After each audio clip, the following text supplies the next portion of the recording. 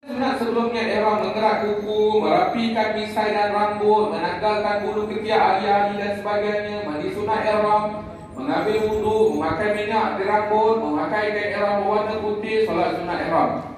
Amalan sunat semasa niat ihram, menghadap ke arah Kaabah, berada di dalam keadaan wudu. Amalan sunat selepas berniat ihram, bertalbiyah, berdoa, bacaan Al-Quran, zikir, elak daripada berbuat kosong dan juga lagha. Tuan-tuan dan puan para hadirin dirahmati Allah Subhanahu wa taala, ini perkara-perkara sunat yang kita kena buat sebelum niat ihram. Buat dapat pahala sebab Nabi buat. Jadi buat sunnah dapat pahala mengamalkan sunnah Nabi sallallahu alaihi wasallam. Tak buat tak menjejaskan pelaksanaan hajinya. Hajinya tetap sah. Tapi ini kalau kita tengok balik pada kebersihan diri ini, ya, balik pada persiapan zahir kita, fizikal kita sebelum memulakan perjalanan rohani untuk menunaikan ibadah haji atau umrah. Dan ini termasuk daripada sunnah-sunnah yang diminta oleh Nabi SAW untuk kita melakukannya. Untuk kuku, jangan biar kuku panjang-panjang. Ya, ada orang tu suka bela kuku panjang-panjang. Tak boleh, ya. Untuk kuku ni sekurang-kurangnya 40 hari sekali, sekurang-kurangnya. Tapi kita biasa potong tiap-tiap minggu kan. Hari Jumaat ke, hari Senin ke, hari Khamis ke, potong kuku. Potong kuku. Macam mana nak potong kuku? Mula daripada mana? Hantam saja. Ya. Ada dalam kitab sebut, ya, sikit kita keluar. Potong kuku tu mula daripada jari telunjuk kanan. Kanan, lepas terus dari tengah jari apa ni? Manis, lepas tu jari kelingking. Dari kanan, mula daripada telunjuk, lepas tu pergi sebelah-sebelah dia, lepas tu kiri ambil yang kelingking, naik atas, lepas tu baru potong kuku ibu jari kiri dan potong ibu jari kanan. Jadi kalau nampak dia macam pusing kan? Dia punya turutan dia. Nak ikut silakan, tak ikut sembarang pun boleh, asal jangan bela kuku panjang sudah. Okay? Dan itulah nak minta juga tolong ayah-ayah, ibu-ibu, tengokkan anak-anak. Kadang-kadang anak-anak ni dia suka warna-warnakan kuku dia, dai-daikan rambut dia, ya. Ini kita takut dia memberi kesan kepada kesahihan ibadat yang nak dilakukan. Kita takut benda tu jadi selaput, ya, jadi penghalang untuk air wudu kena pada kuku kita, sehingga bila kita wudu kita tak sah, dan sembahyang kita pun tak sah, tak sempurna. Kalau tawaf tak sah, jadi umrah pun tak sempurna, haji pun tak sempurna. Begitu juga rambut. Kalau rambutnya dikalakan, rambutnya warna kuning ke, warna merah ke, warna ungu ke, ya, bimbang ada selaput pada rambut tu, sehingga bila mandi air tak kena pada selaput itu, tak kena pada rambut, jadi tak sah. Tak sah mandi wajib contohnya. Bila tak sah mandi wajib, maka ibadat-ibadat yang lain semuanya tak diterima. Semuanya tak sah, semuanya tak diterima, semua tak ada nilai di sisi Allah Subhanahu wa taala. Baik tu Allah jadikan rambut kita dah hitam pun dah cantik kan? Ya. Kuku kita putih-putih ni dah cantik kan? Sunnatullah begitu. Jangan dirubah-ubah kejadian ciptaan Allah Subhanahu wa taala. Walau bagaimanapun kalau ada yang dah putih nak dimerahkan boleh, tapi guna inai. Jangan guna pewarna-pewarna yang lainnya, guna inai. Ya. Tapi rambut putih nak dihitamkan tak boleh. Ya. Contohnya rambutnya dah putih semuanya, lepas tu nak dihitamkan, tak boleh. Ada kemungkinan dia akan menggunakan pewarna lah untuk hitamkan. Sebab kalau inai atau benda-benda semula jadi yang boleh meresap air ni, dia biasa warnakan perang-perang warna merah-merah. Itu penting tu ya, untuk diberi perhatian juga. Okey. Dan ini kalau nak pergi haji, buat dekat rumah. Ya, jangan buat dekat KLIA. Habis basah kuyup tandas tu orang mandi semuanya nanti. Ya, bersepah-sepah bulu-bulu pula kat situ. Selesaikan semuanya kat rumah. Sebelum pergi tu selesaikan semuanya ni. Ya, nanti bila dah niat, dah tak ada masalah. Bila nak niat tak ada masalah. Okey, kemudian bila kita nak niat ihram, kalau boleh menghadap kiblat dan berada dalam keadaan wuduk. Alhamdulillah perjalanan kita ke Mekah daripada KLIA memang menghadap kiblat. Jadi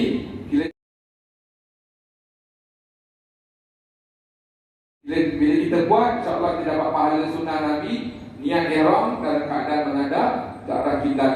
Dan inilah kalau boleh dalam keadaan berwuduk. Itulah juga dicadangkan tu, kalau boleh wuduklah. Kalau tak boleh tak payah. Ya, sebab nanti kalau semua pakat-pakat masuk bilik air kat dalam kapal terbang nak berwuduk, takut ada isu dari segi keselamatan pula. Ya.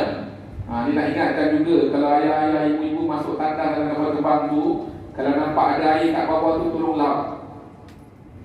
Ya, jangan sepak-sepakkan air tu. Takut nanti semuanya syahid, tak sampai Mekah. Dia boleh berlaku ya.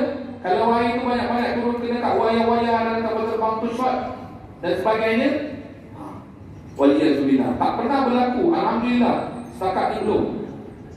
Tapi kena jaga. Sebab kadang-kadang bila kita masuk bilik air tu kat bawah, ni orang buat tak kisah. Ambil tisu dalam bilik air tu, ada tisu, letak tisu kat bawah tu.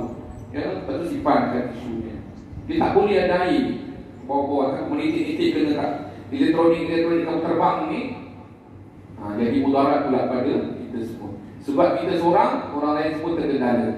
Kalaupun waliyahzubillah ya, tak berlaku perkara-perkara yang tak diingini, takut-takut kapal terbang terpaksa pula mendarat cemas dekat mana-mana tempat, dan akhirnya melambatkan lagi perjalanan kita.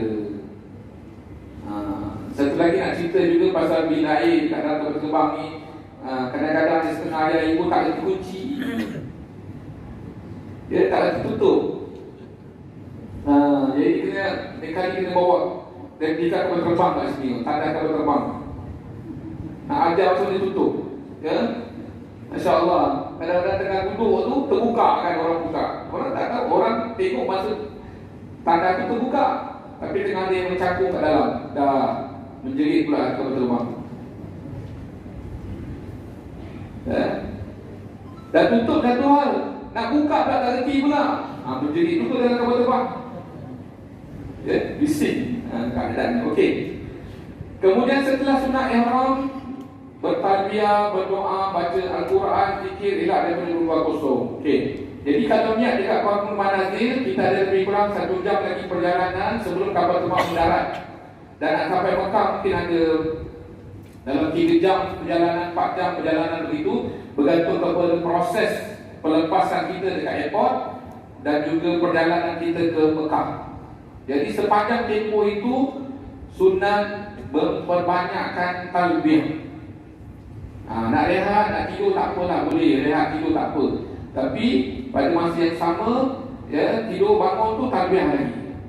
Jangan tidur di sepanjang masa, rugi dia, tak dapat kelebihan ini bertalbiyah. Dan kalau penat bertalbiyah, boleh mengaji, boleh berzikir.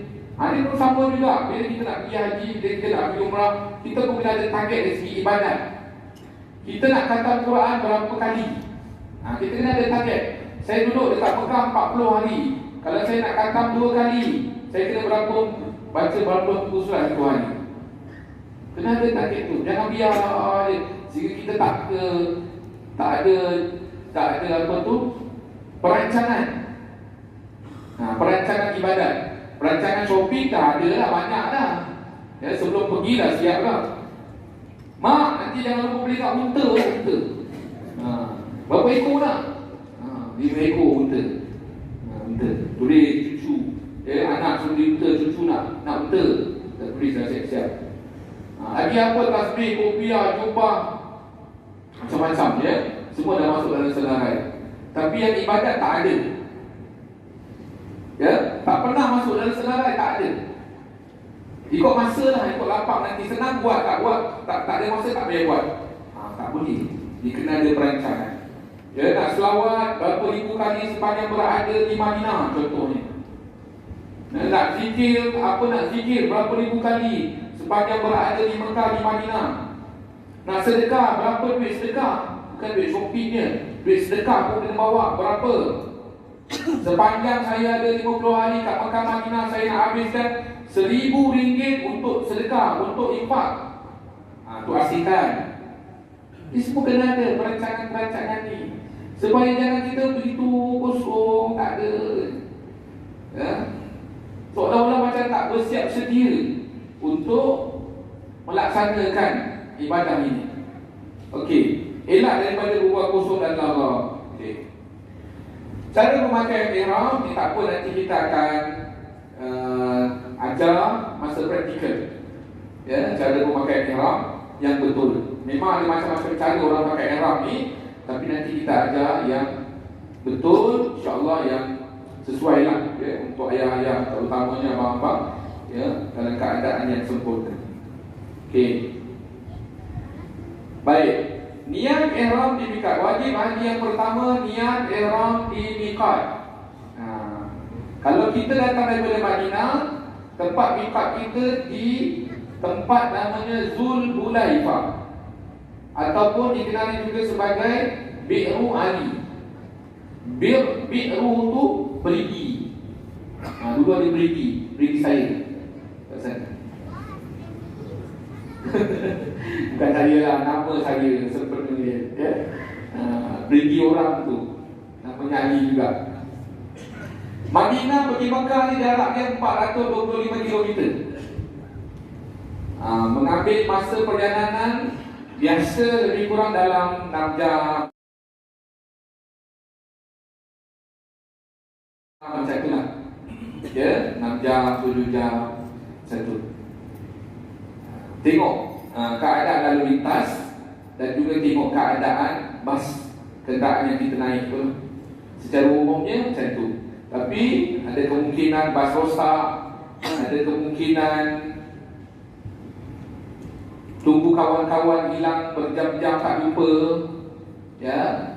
Ada banyak-banyak macam-macam kemungkinan yang kemungkinan berlaku sehingga menyebabkan perjalanan kita bertambah lebih dari masa yang sepatutnya. Ataupun dah kena minta dari sekarang, doa dari sekarang, ya, supaya Allah pelihara perjalanan kita, permudahkan segala urusan perjalanan kita. Banyak-banyak selawat Nabi, banyak-banyak baca doa. Rabbi yassir wala tu'assir. Rabbi yassir wala tu'assir. Ya Allah permudahkan, ya Allah jangan susahkan, jangan payahkan. Minta tu, baca doa tu banyak-banyak. Okey. Kalau kita daripada Mekah, kalau kita penerbangan kita nak ke Mekah, kita akan niat di tempat, nama tempat tu Qarnul Manazil. Jaraknya Qarnul Manazil dengan Mekah ni 94 km. Yang selalu saya ulang. Anggarannya kira-kira 1 jam sebelum kapal terbang mendarat dekat airport King Abdul Aziz Jeddah. Itu tempat kita berniat ihram di miqat.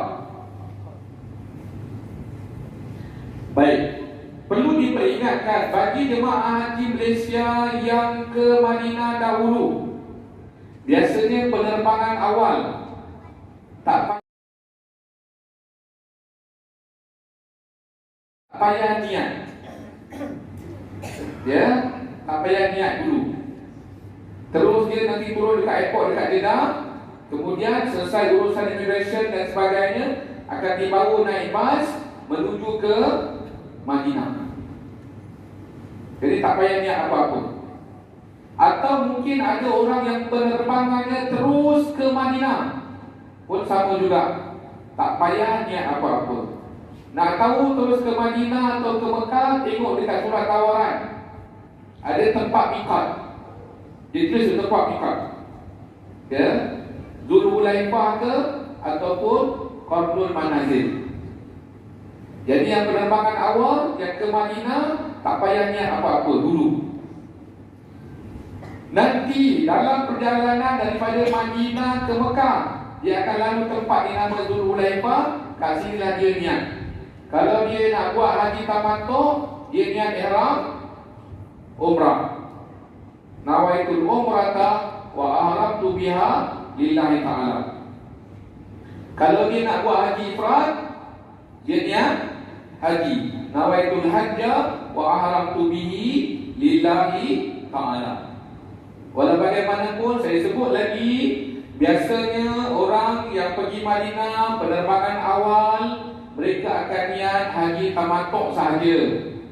Kerana tempoh masa dalam ihram panjang, jadi tak ramai orang sanggup untuk pakai ihram lama untuk berniat haji ifrad. Ya? Jadi kita faham tu. Okey.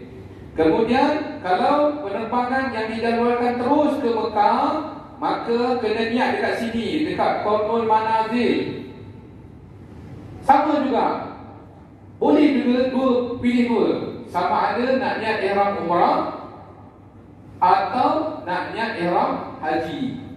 Sehingga yang niat ihram umrah dekat Qarnul Manazil, hajinya jadi haji tamattu'.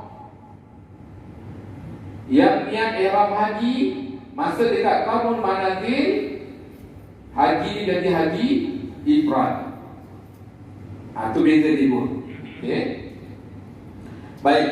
Ini saya sebut hari itu, saya kata ini Teluk Parsi, ini lebih kurang India ni.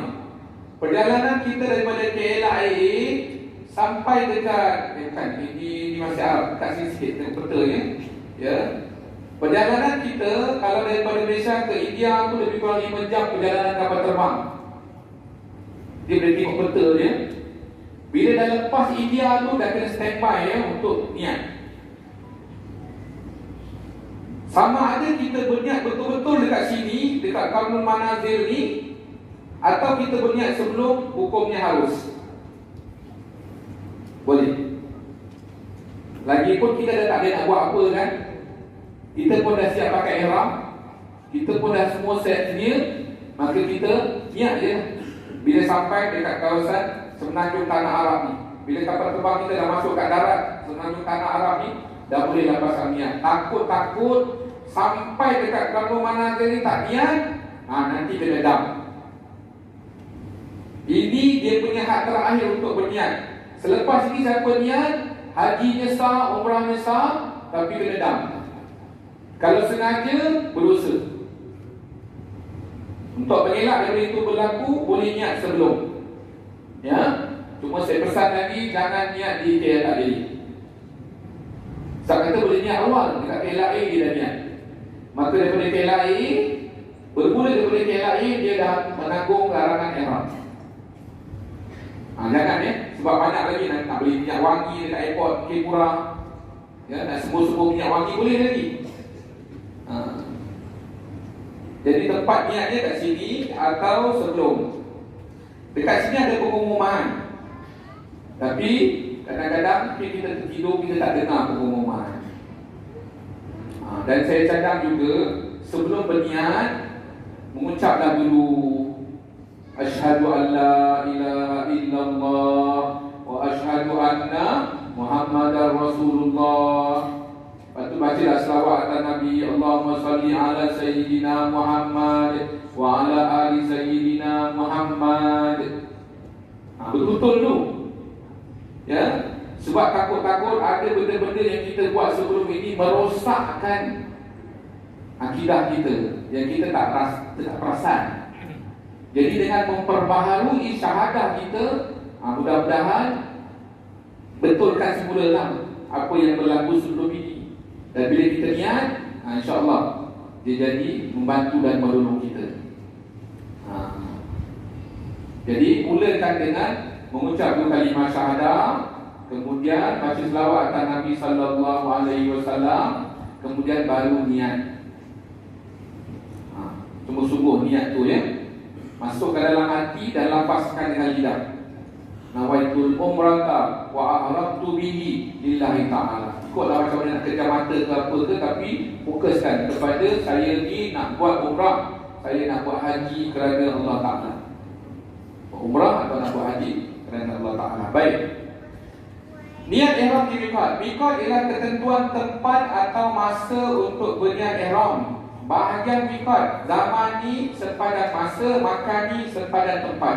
Nota, jika berniat ihram setelah melintasi miqat, dikenakan dam, tertib dan takdir. Baik. Miqat terbagi kepada dua. Ya. Miqat tu bahasa Arab, kita boleh kata dia sempadan. Miqat tu bahasa Arab, kita boleh sebut dia sebagai sempadan. Miqat terbagi kepada dua, satu miqat masa, satu lagi miqat tempat. Okey. Baik, ini miqat tempat.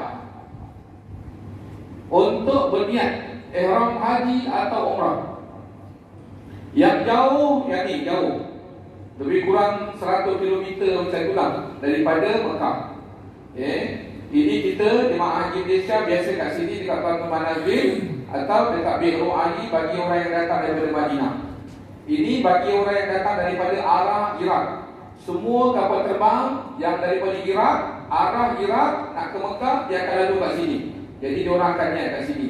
Semua kapal terbang yang daripada arah Yaman, kapal ke apa je lah, yang nak pergi Mekah melalui Yaman, mereka akan niat di Yalamlam. Ini nama sebuah bukit ya. Dulu nama juga sebut sebagai Alam-Lam. Semua yang nak ke Mekah melalui arah Al-Juhfa akan niat di sini. Atau dulu di Rabiat, nama tempat juga ya. Ini daripada Mesir, daripada Eropah, daripada London ke, daripada Paris ke, semuanya niat kat sini, ke Al-Juhfa. Kita dua je, sama ada Kampung Manazil atau Bi'ru Ali. Ketetapan tempat miqat ini adalah berdasarkan hadis. Diriwayatkan Ibnu Abbas radhiyallahu anhu bahawa Nabi sallallahu alaihi wasallam telah menetapkan Bi'ru Ali sebagai miqat penduduk Madinah, Al-Juhfa untuk penduduk Syam, Kampung Manazil untuk penduduk Najd, dan Yalamlam untuk penduduk Yaman. Demikian miqat yang telah ditetapkan untuk mereka dan untuk orang-orang yang hendak melakukan haji dan umrah. Adapun selain itu, maka miqatnya dari tempat ia memulai. Bahkan penduduk Mekah, miqatnya daripada Mekah. Okey. Adapun yang dekat dengan Mekah, ni Jirana 22 km, Arafah 22 km, Ahdad Libin 16 km, Hudaybiyah atau Shumaisi 29 km dan Tanaim 5 km. Yang ke atas ni semua tanah halal ya.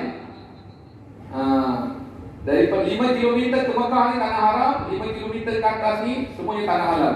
Di atas semua tanah halal. Tanah halal, tanah halal, tanah halal. Bahkan termasuk Arafah juga ialah tanah halal. Arafah tanah halal ya. Jadi kalau buat ibadat dekat Arafah sama macam dekat Malaysia. Dari segi pahala 100,000 tu tak ada. Pahala 100,000 tak ada. Tapi kelebihan Arafah tu tak sama dengan kat Malaysia. Itu saja ya, nak bezakan. Baik, kebetulan saya dah sebut tentang Arafah ni. Hari tu ada satu abang tanya ya, tentang harap sembahyang ya. Ada tak datang? Tak ya? Dia tak pun. Ini untuk pengetahuan semualah. Harap sembahyang selepas asar ya, selepas sembahyang asar di Arafah. Baik, begini. Jadi oleh kerana Arafah ini termasuk tanah halal, maka hukum sembahyang di waktu yang diharamkan sama di Arafah dan juga sama dekat Malaysia. Contohnya kita kat Malaysia ni tak boleh sembahyang ketika matahari berada tegak di atas kepala, maka dekat Arafah pun tak boleh juga. Ya, sembahyang sunat ya. Sembahyang wajib, okey. Kalau misalnya contoh orang tertidur, lepas tu dia sedar pukul 8, maka dia kena jangan pukul 8. Dia tertidur, dia sedar pukul 6.30 contohnya. Dah habis waktu belum 6:30? Dah terbit matahari tak? Mana jamnya ni? Waktu syuruk pukul 6.51. Dia tidur, dia sedar pukul 6.52. Ya, masa tu waktu terbit matahari. Boleh sembahyang tak? Tak boleh. Maka dekat Arafah pun tak boleh. Kalau sembahyang sunat, tapi sembahyang wajib boleh. Dia kena sembahyang subuh, qada sembahyang subuh. Okey. Jadi lepas asar tak boleh sembahyang sunat dekat Arafah. Maka sama juga hukumnya macam kita tak boleh siapa tak boleh sembahyang sunat juga lepas asar. Kerana dia masuk dari negeri tanah halal. Itu dia kata hukum haram tu. Tapi di tanah haram boleh. Di Mekah, di Muzdalifah, di Mina, dia tak ada waktu haram sembahyang. Bila-bila masa boleh. Ya. Dekat Mekah tu 24 jam boleh sembahyang. Tak ada waktu haram. Kerana masuk dari negeri tanah haram. Yang ada kelebihan dan kemuliaan yang tersendiri. Baik. Jadi kalau kita dekat Mekah, kita nak pergi niat ihram, nak buat umrah semula contohnya, maka kita pergilah yang terdekat dekat tanahnya yang 5 km. Naik teksi boleh, naik bas boleh. Cuma kalau pergi, jangan pergi seorang-seorang. Ini tempat asing, tempat bukan tempat kita. Lagi pula tak berhenti cakap Arab, tak berhenti berkomunikasi dengan pemandu-pemandu ni. Ya, memang dia cakap Melayu, tapi kita nanti nak patah balik, orang pun tak tahu kat mana hotel kita. Akhirnya susah itu. Pergi berdua lebih bagus, bertiga lebih bagus, ya. Pergi dengan rombongan. Dan wanita tidak digalakkan pergi sendirian tanpa ditemani oleh lelaki untuk pergi ihram, niat dekat mikat. Baik. Okey, tadi itu mikat tempat di mana kita nak pasang niat untuk niat ihram haji atau untuk nak niat ihram umrah. Ini pula ialah mikat zamani atau sempadan masa bagi haji, iaitu bermula daripada 1 Syawal seketika sebelum terbit fajar hari 10 Zulhijjah. Dan inilah yang dinamakan bulan-bulan haji. Tidak sah ihram haji jika dilakukan di luar masa tersebut, bahkan jadilah ihram umrah. Kita nak buat kerja haji ni, kita buat dalam bulan-bulan haji. Bila bulan-bulan haji tu? Mula daripada 1 Syawal hingga sebelum terbit fajar pada hari 10 Zulhijjah. Sehingga siapa yang berniat ihram haji dalam tempoh itu, maka dikira sah hajinya. Tapi kalau berniat haji di luar daripada tempoh itu, maka dikira sebagai ihram umrah sahaja. Tak sah hajinya, ya, tak sempurna hajinya. Sebagai contoh, ada orang dia pergi Mekah, dia nak mesyuarat. Dia pergi Mekah bulan Syawal, contohnya, ya, dia nak mesyuarat. Dia bukan nak buat umrah atau nak buat haji, tapi dia nak mesyuarat. Lalu sampai dekat Mekah, lepas dia mesyuarat, kawan dia kata, duduk dah sini sampai haji, bawa balik. Aku boleh tolong dapatkan visa sementara untuk menetap kat sini. Kawan dia kawan Arab, orang Arab, ya, immigration ke apa ke, ada lubang-lubang untuk dapatkan visa. Duduk dah sini sampai haji, aku boleh tolong dapatkan visa. Contohnya lah, ya, saya buat contoh. Jadi kawan dia kata boleh lah. Dia pun duduk situ dan Syawal sampai Zulkaidah, sampai Zulhijjah, dia pun niat untuk haji. Maka sahlah hajinya kerana dalam bulan-bulan haji. Dan diingatkan juga, bukan bermakna daripada 1 Syawal ni dah kena niat. Jangan buat pasal. Syawal sebulan, Zulkaidah sebulan, Zulhijjah 9 hari, 2 bulan 9 hari pakai ihram. Pergi raya pakai ihram. Ya, macam dia terbiat pula lah, nak pergi haji sangat. Ya. Orang pergi raya pakai baju dia cantik, dia pakai ihram. Sebab apa? Dan niat. Jangan buat ya, jangan buat ya. Niat dekat mikot. Baik. Terus. Ini sama tadi kita dah sebut ya. Okay, terus. Okey. Bagi jemaah haji yang sudah berada di Mekah, mikot makani haji dilakukan di hotel-hotel dan di maktab-maktab di Tanah Haram. Bagi jemaah haji boleh bermikot haji di mana-mana kawasan di Tanah Haram. Nota haji tamattu, haji kira dikenakan dam, tertib dan takdir. Okey. Bagi orang yang masuk ke Mekah dengan mengerjakan haji jenis haji tamattu atau masuk daripada Madinah, masuk daripada Mekah untuk mengerjakan haji jenisnya nama haji tamattu, maka dia akan buat umrah dahulu. Ya, dia akan buat umrah dahulu. Lepas tu baru buat haji. Okey. Jadi bagi orang ini, bila dah dia selesai ihram umrah dia, dah tawaf, dah sa'i, dah bercukur atau bergunting, dia dah boleh pakai pakaian biasa. Dia dah lepas daripada 13 larangan ihram. Okay. Kemudian masuk hari 8 Zulhijjah, sebelum bertolak ke Arafah, dia kena berniat semula untuk haji, berniat untuk mengerjakan haji. Nak niat dekat mana? Dekat hotel, ataupun sekurang-kurangnya sebelum payah bas tu bergerak. Ya, sebab itu tempat mikat dia. Siapa yang pas jalan baru dia niat, boleh kena dam, tertib dan takdir. Ya, bukan tadi dam tertib dan takdir, iaitu menyembelih seekor kambing kerana tidak berniat ihram di mikat. Satu tu. Kemudian oleh kerana dia buat haji jenis haji tamattu, dia kena dam lagi, jadi 2 ekor kambing.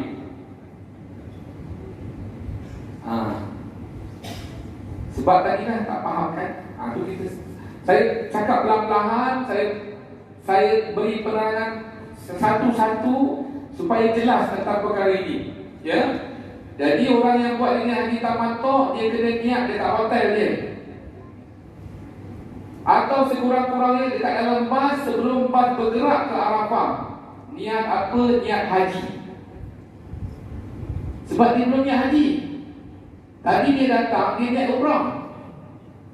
Maka untuk sahkan haji dia kena niat haji pula. Di mana? Di hotel dia. Ada pun orang yang buat haji ifrad atau buat haji kiran, tak payah niat lagi. Sebab dah niat tadi dekat Qardul Manazil atau dah niat dekat Bi'ru Ali. Tuan-tuan puan-puan para hadirin rahmati Allah Subhanahu wa taala, tentang masalah niat haji ifrad ke haji tamattu ni, ini terpulang kepada masing-masing. Bukan kita kata orang pergi penerbangan akhir mesti buat haji ifrad, orang pergi penerbangan awal niat haji tamattu, bukan mesti. Ini terpulang kepada masing-masing. Mesyuarat baik-baik suami isteri, ya, bincang baik-baik, pahami hukum hakam pelaksanaan haji ifrad dengan haji tamattu ni. Lepas tu baru bismillah tawakkalna Allah, silakan. Ada orang yang pergi penerbangan awal tapi buat haji ifrad, tak ada masalah. Kalau boleh pakai ihram 40 hari silakan, 30 hari, 40 hari pakai ihram silakan. Tapi lepas tu jangan menyesal pula ya. Menyesal lah saya niat saya ni, saya tak reti dulu, tapi saya dengar kawan saya ikut je. Ustaz boleh cancel tak? Tak ada siapa yang boleh cancel kan. Ya. Kalau dah niat itu macam tu lah dia. Dekat Madinah pun pakai ihram. Nanti orang pelik lah, tapi orang tak pelik, semua orang tahu dia buat haji ifrad. Jadi kalau dah niat macam tu, teruskan dia, dah tak boleh patah balik. Ya. Sebab tu dia kata penerbangan awal ke penerbangan akhir ke, kita yang tentukan sama ada nak buat haji ifrad atau nak buat haji jenis tamattu. Bincang baik-baik, belajar betul-betul supaya faham tentang tata cara pelaksanaannya. Okey. Ada nak tanya ke? Ya. Beza?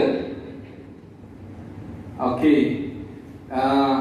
Ni dam ni dikenakan kerana kita buat haji tamattu. Siapa yang buat haji ini haji tamattu, yakni buat umrah dulu, kemudian hari 8 Zulhijjah niat haji, dia kena dam. Kenapa dia kena dam? Kerana dia bersenang-senang pada tempoh antara selesai umrah dengan haji. Jadi dia kena dam seekor kambing.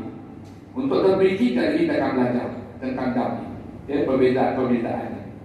Cuma siapa yang buat haji jenis haji tamattu kena sediakan duit untuk beli kambing. Masukkan dalam bajet. Kita dalam 450 ke 500 riyal ke, tengok harga kambing semasa. Dan itu boleh dibayar terus kepada tabung haji. Kat sini pun boleh, kat Mekah sana pun boleh. Yang pergi package bayar dekat pengurusan package yang buat jenis haji tamattu. Tapi orang buat haji ifrad dia tak kena dam. Ya. Sebab dia sepanjang masa dalam keadaan ihram sehingga dia bertahlul atau membebaskan diri daripada larangan ihram. Ustaz, kalau macam tu saya nak buat haji ifrad kan? Sebab apa tak nak kena dam? Okey, boleh, tak masalah. Tapi jangan menyesal batal balik. Tak ada batal balik. Ya, ada yang menyesal, betul. Ya, saya cakap betul-betul, ada yang menyesal. Kalau macam ni saya tahu buat haji ifrad, saya takkan buat haji. Masya-Allah, dia cakap dia habis semua. Habis. Ya. Yang tadi Nabi kata dapat haji mabrur, mungkin tak ada lah bagi dia. Ya, sebab dah menyesal. Tu tak cukup dengan menyesal lagi, maki hamun lagi, marah sana, marah sini. Ya. Ni apalah tabung haji tak beritahu awal-awal. Ustaz yang mengajar pula tak cakap. Ustaz juga yang kena. Kalau Ustaz cakap dulu saya tak buat macam ni. Ya. Saya dengar kat TV Ustaz tu cakap buat haji ifrad afdal. Saya nak afdal. Tapi kalau saya tahu macam ni ya, memang saya tak tahu. Jadi hati-hati ya. Saya selalu pesan ni, siapa yang nak buat haji ifrad kena orang sabar. Ya. Kena orang yang boleh jaga mata, jaga telinga, jaga hati, jaga mulut, jaga seluruh anggota panca indera. Ya. Kalau jadi nampak nak tegur, saya tak cadangkan buat haji ifrad. Jadi orang yang boleh duduk mengaji, khatam Quran, boleh selawat, boleh zikir, boleh ulang-alik masjid, boleh qiyamul lail, orang-orang ini digalakkan buat haji ifrad. Yang lain tak payah. Ya, buat haji tamattu pun afdal. Buat haji tamattu pun boleh masuk syurga. Buat haji tamattu pun boleh dapat haji mabrur. Apa artinya buat haji ifrad tapi mulut maki hamun sana sini? Akhirnya pahala yang diharap jadi dosa yang dikumpul. So tak guna. Jadi tak payah. Tak payah ikut orang. Bincang boleh-boleh, bincang baik-baik suami isteri. Ya, nak buat haji apa. Dan ini juga ada kaitan dengan, saya ulang lagi benda ni, ada kaitan dengan pasar hid ya, ibu-ibu. Nak tengok tu, nak buat haji ifrad ke, nak buat haji tamattu ke, nak pergi penerbangan awal ke, nak pergi penerbangan akhir ke, kena tengok yang tu. Nanti bila ustazah ajar tentang pek wanita tu, boleh tanya lebih detail tentang masalah ni. Okey? Baik. Dah 9.45 dah, boleh dah rehat dulu. Nak dah kan minum-minum dulu lah. Nanti kita sambung semula pukul